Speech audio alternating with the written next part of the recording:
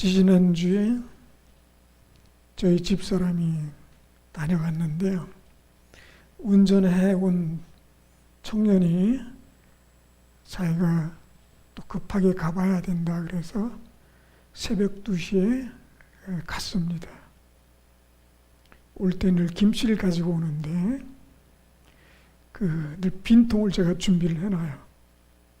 제가 자고 있었어요.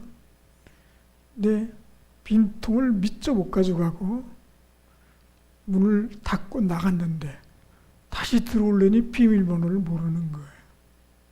그럼 저한테 전화를 해서 깨우면 되는데 자고 있으니 갔습니다. 제가 일어나서 보니까 책상 위에 5만 원짜리가 하나 있었어요. 제 머릿속에 무슨 생각을 했을까요? 아, 나에게 용돈을 주고 갔구나 이렇게 생각했어요. 그리고 핸드폰을 열어보니까 카톡이 하나 와 있는데 간단합니다. 5만 원은 헌금하세요. 이걸 보고 우리는 흔히 좋다 말았다 이렇게 말을 하잖아요. 그런데 제 머리에 퍼뜩 떠오르는 것이 하나 있었습니다. 나의 감사는 얼마 정도일까? 새로 이사를 했는데 그 전에 있던 집은 반지하인데요. 솔직히 말하면 그냥 산 거지 환경은 참 좋지 않았습니다. 습기 많고 냄새나고 겨울에 춥고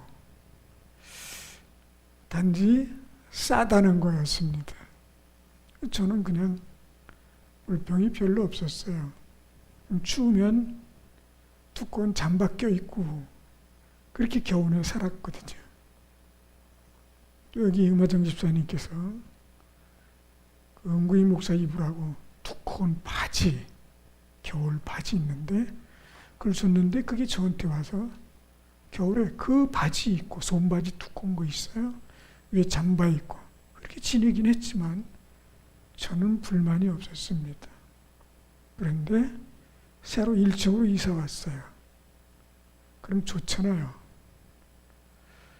근데 제 마음속에 감사의 크기가 어느 정도일까에 대한 의문을 갖게 된 거예요. 내가 감사할 텐데 입으로는 감사하는데 나는 과연 저 중심으로 영혼으로 참된 감사를 하고 있을까? 하나님으로부터 너무 많은 것을 받다 보면요. 감사를 어느 순간 잊고 살기도 합니다. 그게 우리 부모에게 대하는 것이고 우리 자식들이 나에게 대하는 것입니다. 말로는 감사하다고 해요.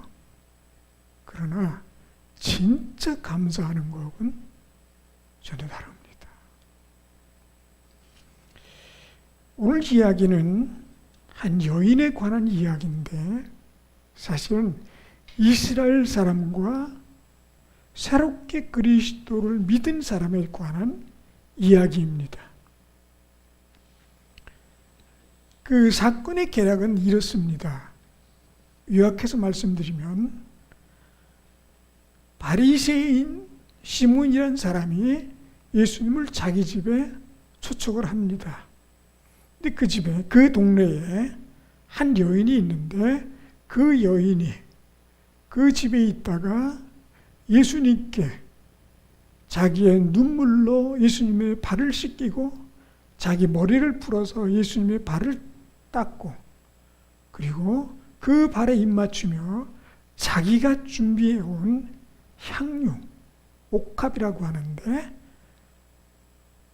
그 자기로, 그러니까 도자기로 된 병이 있는데 자그마해요. 그거를 뚜껑을 열어서 그 향유를 예수님의 발에 다 부었다. 예수님께서 그 여인에게 축복하셨다. 간단하게 말하면 이 내용입니다. 여기에 복음의 요체가 그리고 이스라엘 사람들이 어떤 자세로 살았는가가 그대로 다 보여주고 있는 거예요. 굉장한 진리를 담고 있습니다. 그냥 쓱 읽으면 잘 모를 수 있어요. 이 내용이 이렇습니다. 먼저 시몬이라는 바리새인입니다. 그런데 이 사건과 비슷한 내용이 마태, 마가, 누가, 요한에 똑같이 나오는데 마태, 마가, 요한복음에는 예수님의 머리나 발에 향유를 부른 여인을 마리아, 그러니까 죽었다가 3, 4일 만에 살아난, 나흘 만에 살아난 나사로의 여동생으로 표현을 하는데 이건 이름이 없이 그냥 한 여인이라고 했어요. 그래서 이게 같은 사건인지 다른 사건인지 구별이 잘 안 갑니다. 근데 이 집주인이 시몬이라는 건 같은 사람이에요. 그래서 한편으로는 아마도 한 사건이 이렇게 표현되지 않았나 라고 말하기도 하지만 일반적으로 받아들이기는 아니다. 아마 두 개의 사건을 말하는 것일 것이다 라고 이렇게 표현해주고 있습니다. 뭐 한 개든 두 개든 중요한 것은 그게 아니라 이 여인에 관한 이야기입니다. 그리고 그 주인 시몬이 어떻게 예수님을 대했을까요? 우리가 손님을 자기 집에 초빙을 합니다. 그러면 우리 한국 사람이 손님을 초대할 때는 우리 한국에 맞는 격식이라는 게 있습니다. 그리고 예수님 같은 VIP를 모실 때는 그에 맞는 어떤 대접을 해야 하잖아요. 아마 우리 집에 지금 주님이 오신다 그러면 이건 뭐 전 세계가 발칵 뒤집힐 대사건이지요. 요즘 우리나라 아이돌 남자 그룹에 방탄소년이라고 있는데 들어보셨나요? 잘 모르시는지 모르겠는데 7명의 청년이죠. 자, 그런데 방탄소년단이 어느 나라에 갔다. 그러면 그 나라 공항이요 들썩 뒤집어집니다. 제가 이 방탄소년 이런 걸 보면서 대한민국이 세계에 이렇게 세계적으로 이름을 떨친, 얼마 전에는 또 봉준호 감독이 기생충으로 한번 또 뜨더니 이건 또 방탄소년단이 뜨고 있는데요. 전례가 없는 일입니다. 세계 위에 뛰어난 민족을 만들어 주시겠다. 이 그냥 됩니까? 그동안 사실 유럽에서 얼마나 아시아를 무시했습니까? 예, 눈을 찢는 무용 하면서 무시하기도 하고 원숙이라고 놀리고 말이죠. 자, 그런데 한국이 요즘 문화 콘텐츠, 특별히 이런 분야에서 굉장히 세계의 이름을 맹위를 떠치고 있는데 이거는 우리의 실력이라기보다는 하나님의 은혜가 아닐까. 저는 개인적으로 그렇게 생각하고 틀리지 않을 겁니다. 자, 그런데 이 시몬이 예수님을 대할 때 예수님을 집으로 초청했으면 보통 사람이라도요 기본적으로 하는 격식이 있습니다. 먼저 집을 들어오게 되면 손을 씻을 수 있는 물, 발을 씻을 수 있는 물을 줍니다. 왜냐하면 그 나라 격식이 그래요. 유대인들도 그렇지만 그때 당시에 뭐 신발이 변변이 있겠습니까? 그냥 덧신처럼 집신처럼 그런 거를 신고 다니면 뭐 양말이나 제대로 있었겠습니까? 그러니까 발에 먼지가 굉장히 많이 낍니다. 손을 씻는 것도 씻어야 되지만 발을 씻는 것도 예의입니다. 들어가서 식사 초대를 했으니까요. 그리고 유대인들은 식사를 할 때 우리나라처럼 바닥에 앉아서 하거나 그때 당시에는 뭐 의자에 앉아서 하는 식사가 아니라 엎드게 이렇게 기대서 식사를 했습니다. 그러니까 그 다음에 눕는 사람의 그 사람의 발치 정도의 얼굴이 갈 수 있어요. 발을 씻어야 돼요. 그거 안 씻으면 아무리 예수님이라도 냄새 나지 않겠습니까? 예. 그래서 발을 씻은 물을 반드시 주어야 합니다. 그리고 손님이 들어오면요, 유대인의 인사법이 있어요. 우리나라는 어떻게 합니까? 오시면 악수를 하잖아요. 그 나라 사람들은 입을 맞춘다 그러는데 실제로 입과 입술과 입술이 만나는 건 아닙니다. 그냥 볼과 볼을 대면서 양쪽으로 이렇게 소리를 냅니다. 대신에 진짜 뽀뽀하는 건 아니에요.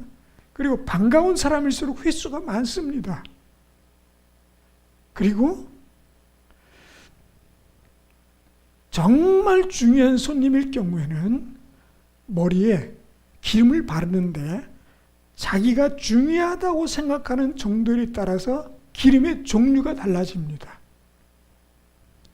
그냥 볼 것도 없는 사람은 안 바르고요. 그래도 조금 격식을 갖춰야 된다면 감람유나 올리브를 바릅니다. 그리고 진짜 중요한 손님일 경우에는 그때는 향유가 나오는데 워낙 비싸기 때문에 많이는 못 뿌립니다. 흉내만 내요. 그런데 시몬이 예수님을 식사 자리에 초대해서 이미 예수님이 안 드셨어요. 식사하려고.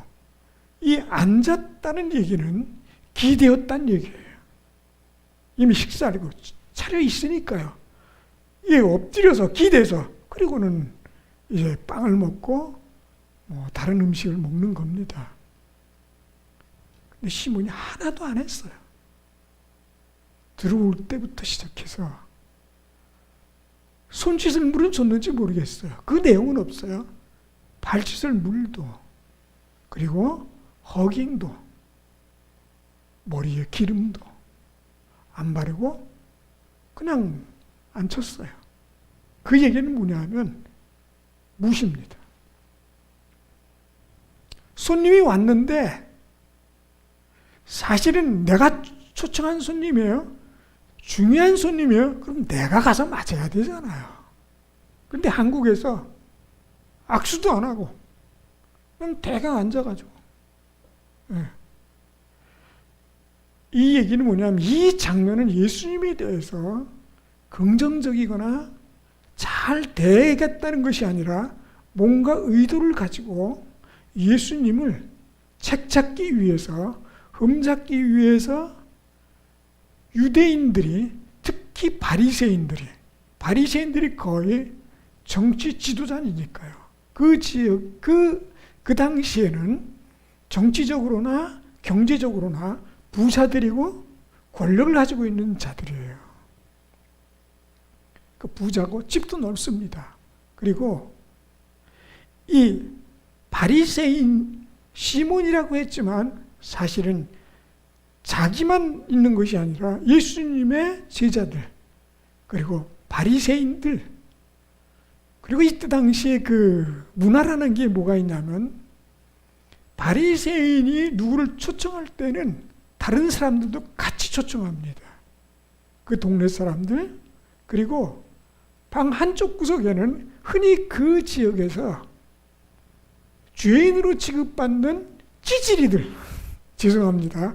그때 당시 사람들이 표현하는 거예요. 버림받은 자들을 한쪽 구탱이에 몰아넣고 그것도 음식은 나눠줍니다. 그것은 뭐예요? 내가 그래도 이 정도는 선행한 베푸는 사람이야 보여주는 거예요. 마음은 없어요. 비난하기 위해서 모아놓은 겁니다. 한쪽 구탱이에. 거기에 이 여인이 껴있는 거예요. 이 여인이 언제 이 집으로 들어왔는지 모르는데 이 시몬의 이 행위를 보면 얼마나 무리한 행위입니까? 예수님을 대하는 태도가요. 근데 우리가 주님을 대하는 태도가 이럴 수 있어요. 너무 많이 오래도록 교회를 다니는 사람일수록 이런 위험이 있습니다. 찬송할 때도 보세요. 우리 사도신경 할 때나 이럴 때도 보면요. 저도 사도신경 할 때 보면 워낙 오래 많이 하다 보니까 이게 생각은 다른 생각을 하면서 입으로는 중얼거리고 있어요. 저는 그래서 하다가 이게 아니다 싶으면 다시 시작합니다. 저 혼자 있을 때입니다. 다시 시작합니다. 사도신경도 그렇고 주기도문도 그렇습니다. 제대로 정신을 차리고 해야 되는데 주님을 기껏 청빙해 놓고 예배에 우리가 주님 앞에 나오는데 주님이 지금 계시는데 안 보이니까 잘 모르시잖아요. 이 자리가 얼마나 경건하고 중요한 자리인지 우리가 아는데 너무 쉽게 생각한다는 거죠. 도저히 우리가 접근할 수 없는, 근접할 수 없는 놀라운 분인데 우리는 너무 가볍게 생각해요. 참 큰일인 것이죠, 사실은. 우리가 이럴 수 있다는 거예요. 찬송도 마찬가지입니다. 모든 순서가 처음부터 끝날 때까지 그렇습니다. 예배 끝날 때까지 우리의 예배가 온전히 드려지기 위해서 온 신경을 다 집중해서 그분만을 바라보고 예배를 드려야 한다는 것입니다. 기껏 모셔놓고 이게 뭡니까? 푸대접도 이런 푸대접이 어디 있습니까? 이건 아주 무례한 겁니다. 왜 무례합니까? 모르기 때문에. 몰라서 그렇습니다. 우리는 알지 않습니까? 그렇다면 그에 맞는 격식으로 그분을 대해야 하는 겁니다. 주일날 올 때 보니까 참 이쁘게들 잘 차려입고 오세요. 깔들을 잘 맞췄어요. 저도 깔을 맞춥니다. 검은색으로. 근데 이 깔이 1년 360일 똑같은 게 문제긴 하지만 근데 그 제사장들은 1년 360일 그 옷을 똑같이 입어야 됩니다. 주님께서 그 옷 만드는 제작법, 색깔까지 딱 지정해 주셨어요. 다른 옷 입으면 안 돼요. 뭐 그래서 제가 그런 건 아닙니다만은 어쨌든 우리의 자세가 그래야 합니다. 어디에 갈 때보다도 더, 누구를 만날 때보다도 더 정성스러워야 한다는 걸 말씀을 드리는 거예요.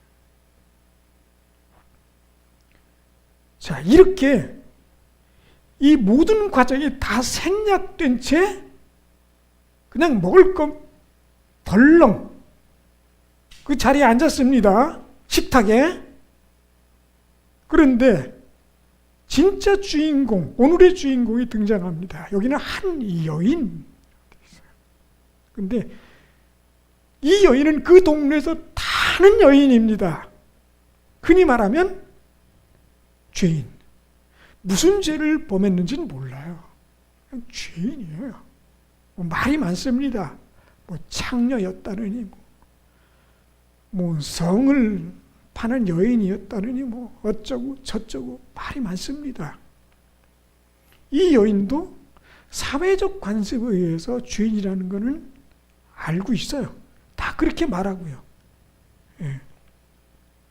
자, 그런데 이 여인이 언제 들어왔는지 모릅니다.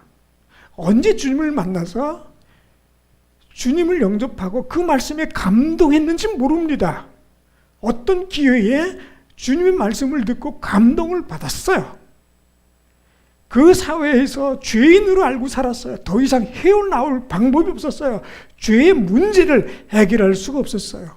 그냥 죽어 지옥에 가는 수밖에 없다고 생각했어요. 포기했습니다. 그런데 주님의 말씀을 들으니 내가 죄인을 부르러 왔다. 그 말씀 한마디에 완전히 새로운 인생을 나 같은 죄인도 가능할까? 그 말씀이 옳다면? 라고 하는 의문점을 가지고 주님이 그 집에 들어간다는 소문을 듣고 또는 그 집에 있다는 소문을 듣고 오늘 말씀은 그 집에 있음을 알고 왔다고 그랬으니까 이미 예수님께 들어가신 다음에 온 것 같은데 예수님께서 내가 이 집에 들어올 때부터 너는 내 발에 입을 맞추었다라고 하시는 걸 보니까 이미 들어와 있었던 것 같아요. 자, 예수님보다 먼저 와서 앉아 있는 거죠. 그럴 거예요. 당연히. 모든 관심이 예수님께 초점이 맞춰져 있는 거예요.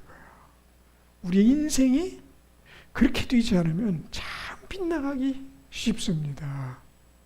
자, 이 여인의 관심이 온통 예수님인데 그 죄인들이, 좀 죄송합니다, 찌지들이 앉아있는, 왕따들이 앉아있는 그 한가운데 앉아있다가 이 시몬이 하는 것을 보니까 이건 아니에요. 무시당하고 있어요.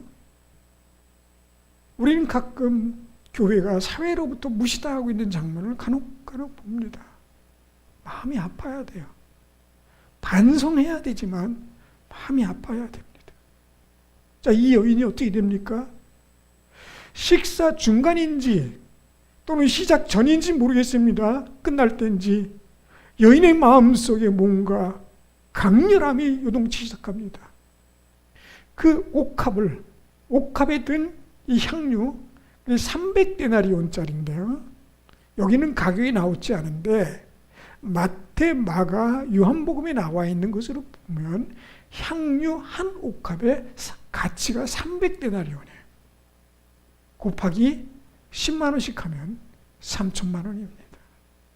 어마어마해요. 양이 얼마냐? 이게 연구자들의 연구에 의하면 100ml, 우유 작은 거 150ml보다 작습니다. 어떤 사람은 348ml라고 말합니다. 500ml 우유보다 작습니다. 얼마나 비쌉니까? 이 팔레스타인에서는 안 나는 향유입니다. 이것이 인도나 또 그 윗지방에서 나는 것을 채취해서 한 다발은 더 짜내야 겨우 나오는 향인데 굉장히 강하고 수입되는 거라 비쌉니다. 한 다발 짜면 한 방울 나온대요. 예. 그리고 그것을 먼 데서 가지고 오는 겁니다. 이 여인의 전 재산일지도 모릅니다. 아마 거의 그럴 것 같습니다. 그런데 이 여인이 만약에 예수님의 발을 닦아드리고 이 향유를 부을 생각이었다면 다 준비해 갖고 왔을 거예요. 준비를 안 해 갖고 왔어요. 왜요? 그럼 당연히 그 시몬이라는 사람의 그 집에서 다 할 거니까요. 굳이 그 여인이 준비할 이유가 없습니다. 거기 앉아 있는데 아무 식전 행사 없이 그냥 턱 가서 앉으시더니 엎드리시는 거예요. 좀 이런 자리에 오시고 싶었겠어요? 그럴 거 이미 아시는데, 그러나 주님은 그 수모를 겪으면서도 그 집에 들어오셨어요. 왜요? 그 여인 때문에. 그 여자를 만나야 되기 때문에 오신 거예요. 주님 우리를 오셔서 만나셨지요? 왜요? 우리가 잘나서예요? 어쩌면 사회에서 버림받은 왕따 같은 찌질일지도 모릅니다. 나는 잘났다고 살지만 그렇지 않을지도 모릅니다. 주님은 찾아오셨어요. 그리고 말씀을 주시고 구원의 은총을 허락하셨습니다. 자기가 죽어서 지옥 갈 줄 알았는데 구원을 받은 겁니다. 그 감격이 너무 큽니다. 그런데 모든 것이 생략된 채 식탁에 앉아 계시는 주님을 보니 미안하고 감사하고, 그리고 자기가 나설 자리가 아니라는 걸 이 여인은 압니다. 나서면 나설수록 자기가 더 욕을 먹을 뿐 아니라 주님도 꼴이 될 걸 알기 때문에 감히 나설 수는 없었습니다. 그러나 이 속에서 뜨겁습니다. 견딜 수가 없습니다. 나셔야 될 것 같습니다.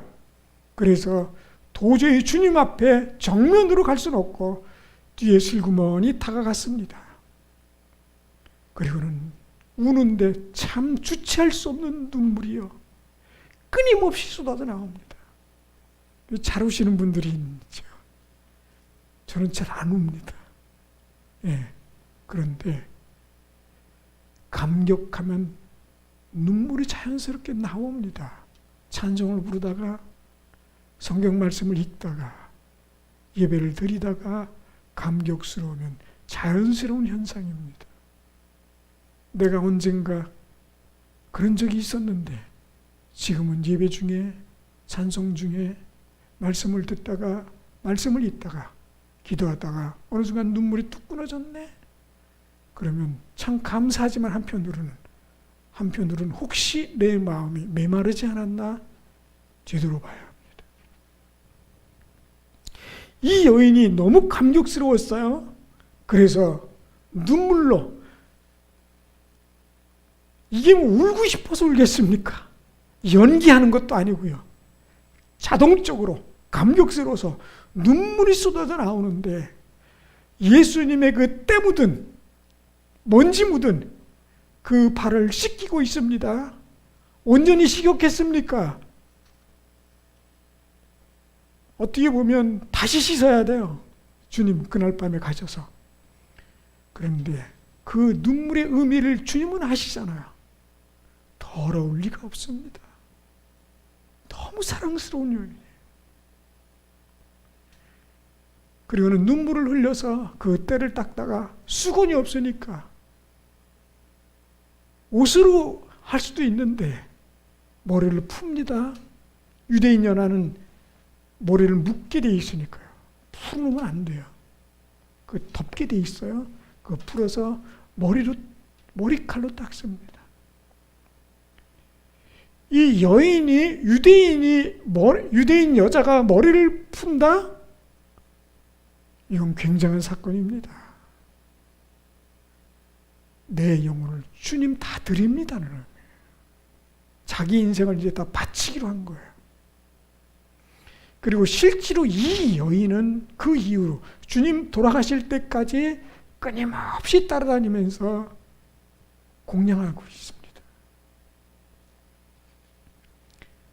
자, 이 여인을 보고 이제 다 닦은 다음에 제대로 닦였겠습니까? 수건도 아닌데 그 눈물이 닦였겠어요? 근데 거기다 떼고 향유를 뿝니다. 3천만 원짜리. 향이 그 방에 쫙 퍼집니다. 그득 차죠. 근데 시몬 보세요. 뭐라 그럽니까? 피 웃어요. 저거 선지자가 아니구만. 선지자면 저 여자가 누군지 알아야지. 그 정도도 몰라? 근데 주님은 그 여인을 향해서 두 가지를 말씀하십니다. 첫째, 그 행위에 칭찬하십니다. 그리고 시몬을 불러요. 시몬아, 한 사람은 500데나리온을 빚졌고 한 사람은 50데나리온을 빚진 사람이 있는데, 그리고 500 그러면 곱하기 10만 원 하면 5천만 원이에요. 그리고 50데나리온은 500만 원입니다. 10배 차이가 나죠? 자, 두 사람이 죄인인데 다 용서받았다. 누가 더 사랑하겠니? 근데 그거 뭐 그렇게 쉬운 답이 어디 있겠어요? 그 500데나리온이지요. 이 여인이 그런다. 너는 50데나리온 빚진 것 같고 이 여인은 500데나리온 빚진 거다. 그러나 여러분, 진짜 큰 죄인은 시몬입니다. 주님께서 말씀하시는 것은 이 여인이지만 사실은 진짜 타겟은 바리새인입니다. 그의 깨달음을 주고 싶은 거예요. 그러나 못 깨달아요. 왜요? 눈과 기가 막혔어요. 아무리 얘기해도 모르는 겁니다. 그리고 그 여인에게 두 번째 선물을 주십니다. 두 번째 선물은, 여인아, 내가 구원받았으니 안심하고 가라. 사실 우리 마음속에 교회를 다니고 예수님을 믿는다고, 하나님을 내 아버지로 모신다고 하는데 수없이 찾아오는 구원에 대한 불확실성, 두려움이 마음속에 남아있는 거예요. 이렇게 믿으면 될까? 이렇게 해서 될까? 내가 너무 부족한 거 아닐까? 그런데 선언하시는 겁니다. 주님께서 이 자리에 오셔서 우리들에게 내가 구원받았으니 걱정하지 마라. 신나 뒤로 자빠지지 않겠습니까? 그 여인이 이미 구원받은 여인이었지만 그러나 확증해 주신 거예요. 여러분, 예수님을 여러분의 구세주를 영접하셨습니까? 그러면요, 성경대로 믿으시면 됩니다. 영접하는 자, 곧 그 이름을 믿는 자들인 하나님의 자녀 되는 권세를 주셨다. 이 선언입니다. 이 끝난 거예요. 다시 또 되돌아서 생각할 필요가 없습니다. 많이 사랑하는 자, 본인이 정말 하나님부터 엄청난 축복을 받았고 복을 받았고 구원의 역사를 내가 체험했다. 하나님의 사랑을 받았다. 뭐가 아깝겠습니까? 향유요? 주님을 위해 헌신하는 거야? 내 주님을 위해 드리는 거야? 아닙니다. 다 드리고도 아깝지 않습니다. 이해인수는 말합니다.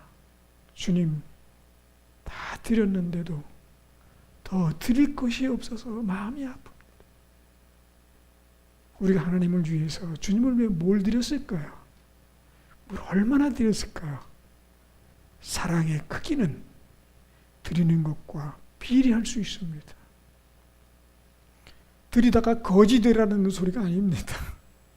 주님은 그런 걸 원하시는 것이 아니에요. 우리가 할 수 있는 최선을 다하면 됩니다.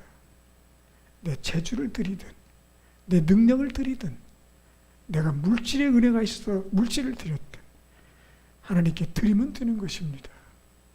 주님은 그것을 기뻐하시는 것이에요. 저는 여러분이 마음껏 사랑하는 만큼 주님 기뻐하시는 것을 드릴 수 있기를 주의 이름으로 축원을 드립니다. 다 같이 기도하겠습니다. 주님, 주님을 사랑합니다. 입으로만 아니라 영으로 사랑합니다. 중심으로 사랑합니다. 진정으로 사랑합니다. 주님, 우리의 것을 다 드릴 수 있는 믿음을 주시옵시고 주님 것이오니 주님께서 부르시는 그날 할렐루야 기뻐하며 드리게 하여 주시옵소서. 감사드리며 예수님 이름으로 기도드립니다. 우리